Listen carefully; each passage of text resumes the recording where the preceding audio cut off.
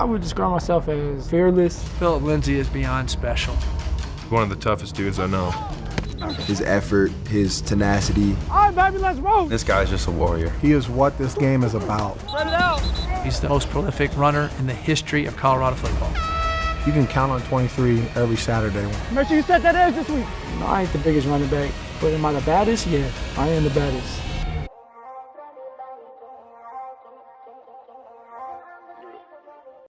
He's the most prolific runner in the history of Colorado University. He managed to finish his college career with 392 consecutive touches without a fumble.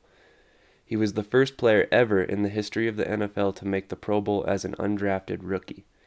Playing in the NFL for 5 seasons, he has collected 637 carries, 87 receptions, and 14 returns. In those 738 NFL touches, he has never lost a fumble, extending his streak to 1,130 touches, dating back to midway through his junior year in college. This statistic, while astounding, shouldn't come as a surprise. The son of a Colorado State fullback, Phillip was destined to be a running back. He had been training for the position before he ever knew what it meant. While his father graduated college 14 years before Phillip was born, his father never truly left the game, and this would result in him passing down his passion to his son. His father actually set the Denver Public School District record for high school rushing yards with 4,400 in his career. Phillip would later commit to Colorado University rather than following in his father's footsteps by attending CSU, Colorado State University. Lindsay quickly made a name for himself in the return game, averaging over 23 yards of return on 36 attempts, which amounted to 849 yards, and he added 3 tackles as well. He also managed to carve out a role on offense in which he collected 93 touches for 509 yards, or 5.5 yards per touch. By his sophomore season, CU knew what it had in Lindsay and felt it was time to get him more involved on offense. He went from 93 offensive touches in his first season on the field for CU to 166 touches in his second season. His role only increased from there. In 2016, he nearly doubled his touches with 244 carries and 53 receptions. He also just missed the 300 total touch mark. He would also get involved on the defensive side of the ball, collecting 7 tackles, 1 forced fumble, and 1 pass breakup. Talk about a versatile player. Never fear, he was also still eligible to come back for his senior year and finally top that 300 touch mark. He would amass 301 carries in 2017, also collecting 23 receptions. He would finish his career as the most prolific running back in Colorado history with 765 carries for 3,775 yards, 36 touchdowns, 117 receptions for 1,074 yards, and 3 touchdowns. As he transitioned from college, he was told all the things he couldn't do at the NFL level, like pass protect or hold up to hits he would take, all of which he proved wrong, while being one of the most sure-handed backs of the last 5 seasons, extending his streak to 1,130 touches without a lost fumble, dating back 11 games into his junior year at CU. He arrived in the NFL to very little fanfare outside the state of Colorado, at first mainly because of the fact that he went unselected in the NFL draft. This left little to no guarantee that he would make the Broncos roster, but during the 2018 preseason, Lindsay showed what he could do with 13 carries for 70 yards, adding 4 catches for 58 yards and a touchdown. This performance was enough to crack the roster with the Broncos and ultimately develop a role in the offense. Lindsay would end up leading the team in rushing yards, carries, and rushing touchdowns on the season. He would finish the season with 237 touches for 1,464 yards from scrimmage as a rookie, making it into the Pro Bowl as well, the first undrafted rookie to do so in league history. The following season, expectations were much higher for Lindsay. His rookie year had built excitement around his unbelievable 4.39 speed as he ran his way to a 5.4 yard per carry average as a rookie. In 2018, Lindsay was working under offensive coordinator Bill Musgrave, a big believer in the Shanahan offense. In 2019, Musgrave was replaced in what was one of the oddest scenarios I had ever followed in the NFL. When the Broncos made the change to Vic Fangio as the head coach, rumors began to spread, with one outlet even announcing it as fact that the Broncos had targeted their former head coach Gary Kubiak as their top offensive coordinator candidate, just 2 years removed from being the head coach. Despite their desire to rehire him to the offensive coordinator position, it never happened, and instead, Kubiak wound up heading to the Minnesota Vikings and accepting the assistant head coach and offensive advisor role.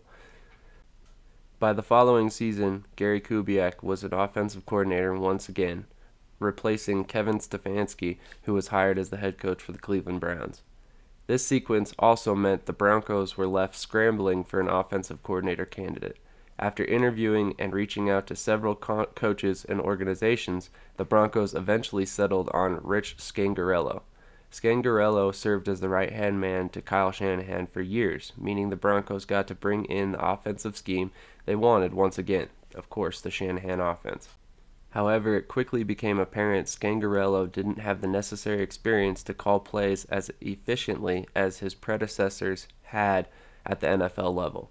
This would end up in a steep drop-off in Lindsay's performance from 5.4 yards per carry in 2018 to 4.5 yards per carry in his second season. Gone was Gary Kubiak, who had been one of his biggest supporters, and in was his second offensive coordinator in as many years. In 2019, Lindsay would set a career high in carries while matching his career high in receptions, but he was not nearly as efficient. He started all 16 games and had 259 touches, which amounted to 1,207 yards total.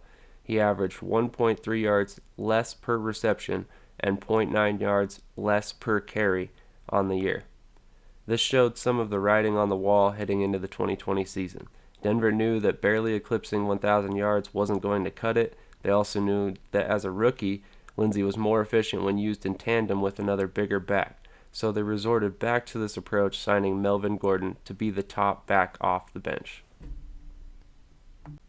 Ironically enough, Gordon was not much better than Lindsay the year before. Gordon to that point had topped 1,000 yards just once in his career in 2017. Since then, he had managed just barely over 4 yards per carry. The Broncos decided they had the offense to really unleash Gordon and brought him in.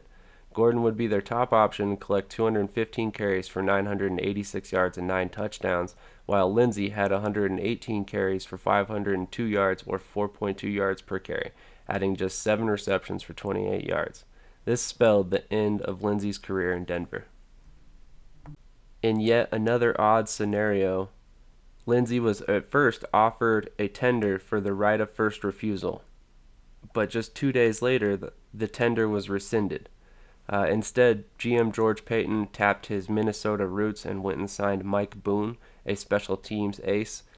On top of this, Paton had already made plans to address the position in the draft. This meant that in came Javonte Williams, another bigger back in the second round. This left Lindsay looking for a new home. He would land in Houston, where he was expected to compete for snaps with David Johnson and Mark Ingram. Lindsay was relegated to the third on the depth chart, leaving him as the odd man out in the rotation more often than not. In 10 games, Lindsay had just 50 carries for 130 yards, a 2.6 yard per carry average, the worst of any stop of his career. He was let go before the end of the season, and he latched on with Miami, where he would play 4 games as well. He saw a much bigger role in Miami, where he collected 38 carries for 119 yards and 1 reception for 8 yards in just 4 games. Nearly twice the frequency he received touches in Houston. However, Miami opted not to retain Lindsay after the season. The 26-year-old back was left to search for another home in 2022.